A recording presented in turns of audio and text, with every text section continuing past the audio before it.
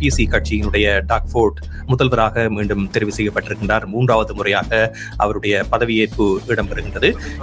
Donald Trump எவ்வாறு செயற்பட போகின்றேன் அல்லது அமெரிக்க விவகாரத்தில் எவ்வாறு செயற்பட போகின்றேன் முதல்வர்களுடனும் மற்றும் மத்திய அரசுடனும் இணைந்து என்பதற்கும், மற்றது இந்த விவகாரத்தில் பலத்த பொருளாதார சரிவுகளை சந்திக்கக்கூடிய மாகாணமாக இருக்கின்ற இந்த ஒன்டாரியோ மாகாணத்தில் எவ்வாறாக இந்த நிலைமையை தக்க வைக்கலாம் என்பதற்காக மாகாண ரீதியான நடவடிக்கைகள் எடுப்பதற்கான ஆணையாக கேட்டிருந்தார்.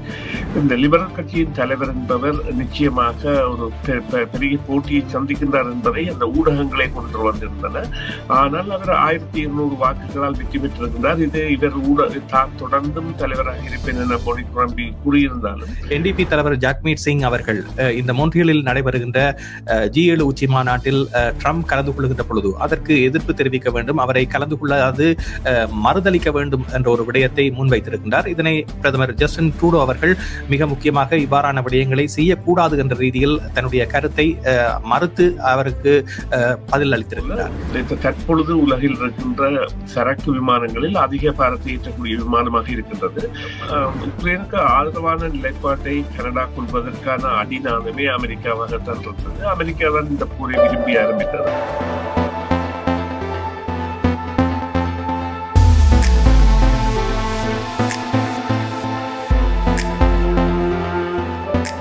மீண்டும் உங்கள் அனைவரையும் செய்தியின் பின்னணி நிகழ்ச்சியில் சந்திப்பதில் மிக்க மகிழ்ச்சி அடைகின்றோம். நேற்றைய தினம் ஒன்டாரியோ மாகாண சபை தேர்தல் நடைபெற்று தேர்தல் முடிவுகள் வெளியாகி இருக்கின்ற நிலையில் அனைவரும் எதிர்பார்த்தது போன்றே பிசி கட்சியினுடைய டாக்ஃபோர்ட் முதல்வராக மீண்டும் தெரிவு செய்யப்பட்டிருக்கின்றார். 3வது முறையாக அவருடைய பதவியேற்பு இடம்பெறுகின்றது. இதே நேரத்தில் அமெரிக்க விவகாரத்தை எவ்வாறு அவர் கையாள்வார் என்ற ஒரு விடயத்தை முன்னிறுத்தி இந்த தேர்தல் நடைபெற்றதையும் பார்க்கின்றோம். இதே நேரத்தில் G7 மாநாடு நடைபெற இருக்கின்றது. அது பற்றிய விவரங்களையும் இந்த நிகழ்ச்சியில் பேச இருக்கின்றோம். அத்தோடு யுக்ரைனுக்கு தொடர்ந்து கனடா உதவி வழங்க இருக்கின்றது. அந்த உதவி எவ்வாறு வழங்கப்பட இருக்கின்றது என்ற தகவல் வெளிவந்து கொண்டிருக்கின்றது. அதனுடைய ஒரு அங்கமாக மற்றும் ஒரு சம்பவம் இடம்பெற போகிறது. அது குறித்தும் இன்றைய நிகழ்ச்சியில் பேச இருக்கின்றோம். இப்பொழுது எங்களுடைய அரசியல் ஆய்வாளர் சுரேஷ் தர்மா இணைந்திருக்கின்றார். அவரை சந்திக்கின்றோம். வணக்கம் சுரேஷ்.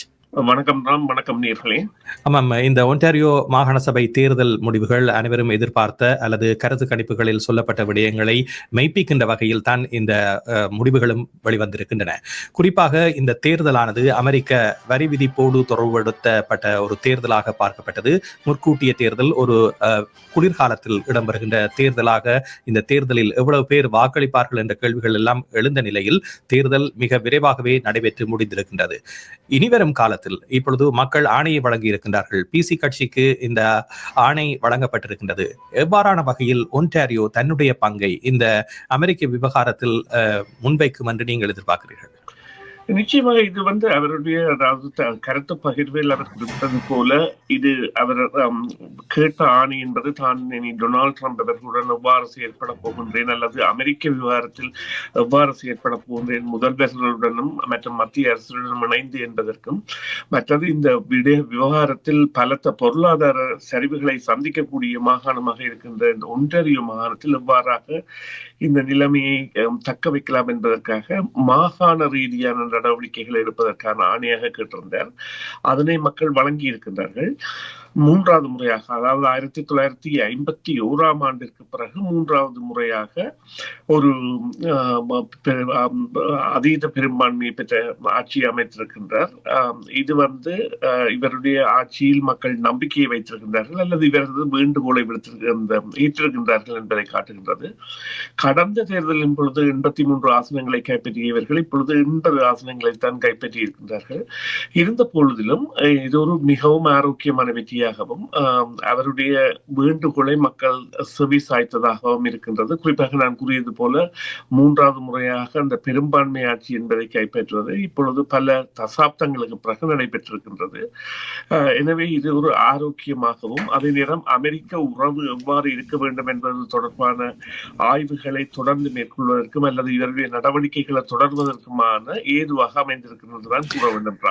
ஆமாம், தலைவர்களுடைய சட்டமன்ற பிரவேசம் என்பது எல்லாமே சாத்தியமான பொழுதிலும் லிபரல் கட்சிக்கு அது வாய்க்கவில்லை.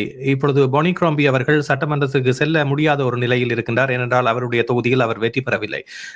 இதனை எவ்வாறு பார்க்கின்றீர்கள்? லிபரல் கட்சி ஏற்கனவே அந்த கட்சியே இல்லாது போய்விடும் என்ற ஒரு கருத்து நிலவிய நிலையில் இப்பொழுது கூடுதலாக முன்னர் இருந்த நிலையில் இருந்து ஒரு மேம்பட்ட நிலைக்கு வந்திருந்தாலும் கூட அதனுடைய தலைவரே அந்த தொகுதியில் வெற்றி பெறாமல் அந்த தொகுதியிலும் கன்சர்வேட்டிவ் கட்சி தான் வெற்றி பெற்றிருக்கின்ற ஒரு நிலை காணப்படுகிறது.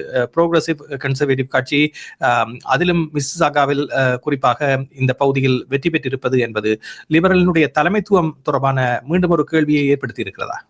நிச்சயமாக ஏற்படுத்தி இருக்கிறது. குறிப்பாக கடந்த தேர்தலில் இருந்து 6 மேலதிக ஆசனங்களை பெறக்கூடிய வகையில் அவரது செயற்பாடு அமைந்திருந்தாலும் தனது தொகுதியை தக்க வைக்க முடியாத அளவிற்கு, அதாவது மிசிசாகாவின் மாநகர முதல்வராக இருந்தவர், இன்னொரு கவுன்சிலராக இருந்தவர் தற்பொழுது பலத்த போட்டியை கொடுத்து வெற்றி பெற்றிருக்கின்றார். அது கூட அவர்களுடைய அந்த வேலை திட்டங்கள் மிகவும் ஆரோக்கியமாக இருந்திருக்கின்றன என்பதை காட்டுவதாக இருந்திருக்கின்றது. இது குறித்த பிரச்சாரங்கள் ஊடகங்களில் கூட இடம்பெற்றிருந்தன. அதாவது பேட்ரிக் பிரவுன் அவர்களின் மாமியார் மனைவியின் தாயார் தான் அந்த பெண் என்றும் அவருக்கான தேர்தல் பிரச்சாரங்களில் மும்முரமாக இவ்வாறு செயற்படுவதாகவும் குறிப்பிட்ட பொழுது இந்த லிபரல் கட்சியின் தலைவர் என்பவர் நிச்சயமாக ஒரு பெரிய போட்டியை சந்திக்கின்றார் என்பதை அந்த ஊடகங்களே கொண்டு வந்திருந்தன. ஆனால் அவர் 1200 வாக்குகளால் வெற்றி பெற்றிருக்கின்றார். இது இவர் தான் தொடர்ந்தும் தலைவராக இருப்பேன் என பொனி கிராம்பி கூறியிருந்தார். அது நடைபெறும் என்கின்ற அளவிற்கு நாங்கள் தொடர்ந்தும் அந்த லிபரல் கட்சி அவ்வாறான ஒரு நிலைக்கு விட்டு செல்லுமா என்பது கேள்விக்குரிய. என்றால் இப்பொழுது மீண்டும் கட்சி அந்தஸ்தை லிபரல் கட்சி அடைந்துள்ளது. அது ஒரு ஆரோக்கியமான நிலை. போன முறை அந்த கட்சி அந்தஸ்து என்பது இழக்கப்பட்டிருந்தது. எனவே மீண்டும் ஒரு தலைவர் தேர்வுக்கான நிலை ஏற்படும் என்பதில் எந்தவித மாற்றமும் இல்லை. சரி, இப்பொழுது மாகாண சபை தேர்தல் முடிவுற்றிருக்கின்ற நிலையில் கனடா ஒரு தேர்தலை சந்திக்கும் நிலைக்கு சென்று கொண்டிருக்கின்ற பொழுது G7 மாநாடு நடைபெற இருக்கின்றது. இம்முறை நடைபெறுகின்ற இந்த G7 உச்சி மாநாடு என்பது மிகவும் முக்கியமாக பார்க்கப்படுகிறது. இதில் டொனால்ட் ட்ரம்பும் கலந்து கொள்வார் என்று எதிர்பார்க்கப்படுகின்ற நிலையில் NDP தலைவர் ஜக்மீத் சிங் அவர்கள் இந்த மொன்ட்ரியலில் நடைபெறுகின்ற G7 உச்சி மாநாட்டில் ட்ரம்ப் கலந்து கொள்கின்ற பொழுது அதற்கு எதிர்ப்பு தெரிவிக்க வேண்டும், அவரை கலந்து கொள்ளாது மறுதளிக்க வேண்டும் என்ற ஒரு விடயத்தை முன்வைத்து இருக்கின்றார். இதனை பிரதமர் ஜஸ்டின் ட்ரூடோ அவர்கள் மிக முக்கியமாக இவ்வாறான விடயங்களை செய்யக்கூடாது என்ற ரீதியில் தன்னுடைய கருத்தை மறுத்து அவருக்கு பதில் அளித்திருக்கின்றார். இதனை நீங்கள் எவ்வாறு பார்க்கின்றீர்கள்? இந்த விடயம் என்பது எவ்வாறு கையாளப்பட வேண்டும்? டொனால்ட் ட்ரம்பினுடைய எதிர்ப்பை பலமாக காட்ட வேண்டுமா, அல்லது ஜஸ்டின் ட்ரூடோ கூறுவது போன்று இதனை அணுகுவது என்பது ஒரு வித்தியாசமான ராஜேந்திர ரீதியில் அணுகக்கூடிய ஒரு விடயமாக பார்க்க வேண்டுமென? ஏனென்றால் இன்று வெளியிட்ட தகவலின்படி இரவு பகலாக குறிப்பாக கனேடிய அதிகாரிகள் இந்த வரியில் இருந்து ஒரு மாற்றத்தை கொண்டு வருவதற்கு தொடர்ந்து பாடுபட்டு வருவதாக தெரிவித்திருக்கிறார்கள். இது எவ்வாறான நிலையில் செல்லும் என்று நீங்கள் நினைக்கின்றீர்கள்? இது அதாவது இந்த G7 என்கின்ற நாடுகளின் கூட்டத்தொடர் என்பது இப்போது 51வது கூட்டத்தொடர் நடக்க இருக்கின்றது. இது ஆரம்பித்த 51 ஆண்டுகள். அந்த அமைப்பின் செயற்பாடுகள் அல்லது டொனால்ட் ட்ரம்ப் அவர்கள் வருகை என்பது எதிர்க்கப்பட முடியாத ஒன்றாக, அல்லது எதிர்த்தால் அது ஆரோக்கியமற்ற விளைவுகளை தரும் என்பதாக இருக்கும். மற்றும் அந்த அமைப்பின் பிரகார நடவடிக்கைகளின்படி கனடா இப்பொழுது தலைமையேற்றிருக்கின்றது. அந்த தலைமைத்துவ பண்பு என்பது கனடாவிற்கு தேவை. யாராக இருந்தாலும் அவரை அழைத்து அங்கே தொடர்ந்து அவர் விருந்தினருக்கு கொடுக்க வேண்டிய மரியாதையை கொடுக்க வேண்டிய தேவை என்பது இருக்கின்றது. அதிலும் விட இன்னும் ஒரு விடயம் தான், டொனால்ட் ட்ரம்ப் அவர்கள் ஜனாதிபதியாக இருக்கின்ற காலப்பகுதியில் கனடா நிச்சயமாக அவருடன் தொடர்பாடல்களை மேற்கொண்டபடிதான் இருக்க போகின்றது. அதற்கு முதலையாய காரணமாக அண்டை நாடு என்கின்ற அதாவது கடப்பாடு இருக்கின்றது, அல்லது அது தேவை இருக்கின்றது. எனவே நிச்சயமாக இவ்வாறான உறவுகள் மூலம் ஆரோக்கியமான தன்மையை பேணுவதுதான் அவர்களுக்கு தேவையான ஒன்றாக இருக்கும். அந்த கருத்தோடு தான் பலரும் ஒத்து போவார்கள் என்று சொன்னால் அவரை வர வேண்டாம் என்று கேட்பது என்பது நிச்சயமாக உறவுகளை மேலும் முறிப்பதற்கான ஒரு சந்தர்ப்பத்தை ஏற்படுத்தும் என்று அவருடைய நடவடிக்கைகள் போலித்தன்மையானவை என்பவற்றை வெளிச்சப்படுத்தி, அதாவது இந்த ஃபென்டனல் என்கின்ற போதைப் பொருள் கனடாவில் இருந்து செல்கின்றது, அதனால் தான் வரி விதிக்கின்றோம் என்பது ஒரு படுபாதகமான உண்மைக்கு புறம்பான குற்றச்சாட்டு. அவையற்றையெல்லாம் விளக்குகின்ற தன்மைகளை ஏற்படுத்த வேண்டும். எப்பொழுதும் டயலாக், அதாவது பேச்சுவார்த்தைகள் தொடர்கின்ற பொழுதுதான் நிச்சயமான அந்த பரிபூர்ண விளைவுகள் வரும். மறுதளித்து செல்வது என்பது முறிந்து செல்வதற்குத்தான் வழிவகுக்கும். ம்ஹும். இதே நேரத்தில் ஏற்கனவே கனடா கூடுதலான உதவிகளை யுக்ரைனுக்கு வழங்கி இருக்கின்றது. இப்பொழுது யுக்ரைனுக்கு சென்றிருக்கின்ற பிரதமர் யுக்ரைனில் வைத்து ஒரு விடயத்தை குறிப்பிட்டார். ரஷ்யாவினுடைய சொத்துக்கள் இங்கே பறிமுதல் செய்யப்படும் அல்லது ஏற்கனவே முடக்கப்பட்டிருக்கின்ற சொத்துக்களினுடைய உதவித்தொகையாக இந்த தொகையை தாங்கள் யுக்ரைனுக்கு வழங்குவதற்கான முயற்சிகள் மேற்கொள்ளப்படும் என்று தெரிவித்திருந்தார். அதனுடைய அங்கமாக இப்பொழுது இந்த விடயத்தை கையாளுகின்ற ஒரு சட்ட நிறுவனம் தெரிவித்திருக்கின்றது. நீதிமன்ற அனுமதியை பெற்று இப்பொழுது டொரண்டோ பியர்சன் விமான நிலையத்தில் தரைத்து நிற்கின்ற ரஷ்ய விமானம், உலகிலேயே மிகப்பெரிய விமானம் என்று பெயர் பெற்றிருக்கின்ற ஆன்டினோ விமானத்தை அவர்கள் அதனூடாக வருகின்ற வருமானத்தை யுக்ரைனுக்கு உதவியாக வழங்குவதற்கான முயற்சிகளை மேற்கொள்வதாக, இது சாத்தியமாகக்கூடிய ஒன்றா? நீதிமன்ற ஆணையை அவ்வாறு பெற முடியுமா?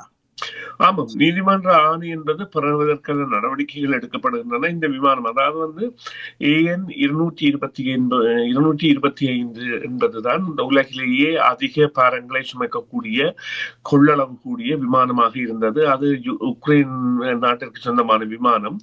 போர் ஆரம்பித்த உடனேயே ரஷ்யா செய்த வேலைகளில் ஒன்று அந்த விமானத்தை அழித்தது.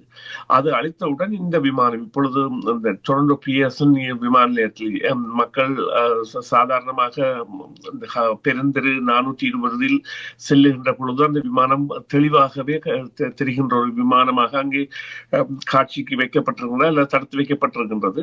அந்த விமானம் நீங்கள் கூறியது போல தற்பொழுது உலகில் இருக்கின்ற சரக்கு விமானங்களில் அதிக பாரத்தை ஏற்றக்கூடிய விமானமாக இருக்கின்றது. அதனை கைப்பற்றுவதற்கான சட்ட நடவடிக்கைகளை இவர்கள் எடுத்து இப்பொழுது, அதாவது அந்த அரசு உடைமையாக்குவதற்கான நீதிமன்ற கோரலை கூறியிருக்கிறார்கள். இது இந்த விமானம் ஜூன் 22 கைப்பற்றப்பட்டிருந்தாலும் இந்த நடவடிக்கை என்பது ஜூன் 23 தான் ஆரம்பிக்கப்பட்டது. அதன் பொழுது கூட ரஷ்யா சொல்லி இருந்தது, இவ்வாறான நடவடிக்கை, இது தனியாருக்கு சொந்தமான விமானம், இவ்வாறான நடவடிக்கை எடுத்தால் கனடாவுக்கும் ரஷ்யாவிற்கும் இடையிலான உறவு என்பது மிகவும் பாதிக்கப்படும் என்ற எச்சரிக்கையை விடுத்திருந்தது. அதனை மீறித்தான் இவ்வாறான நடவடிக்கை இடம்பெறுகின்றது. ஆம், அந்த மத்திய அரசின் வேண்டுகோளை நீதிமன்றம் செவிசாய்க்கும். அதன் பின்னரான நடவடிக்கை என்பது எவ்வாறு இவர்கள் அதனை விற்கப் போகின்றார்களா அல்லது தங்களுடைய தேவைக்கு பாவிக்கப் போகின்றார்களா என்பதுதான் இங்கே உள்ள கேள்வியாக இருக்கும்.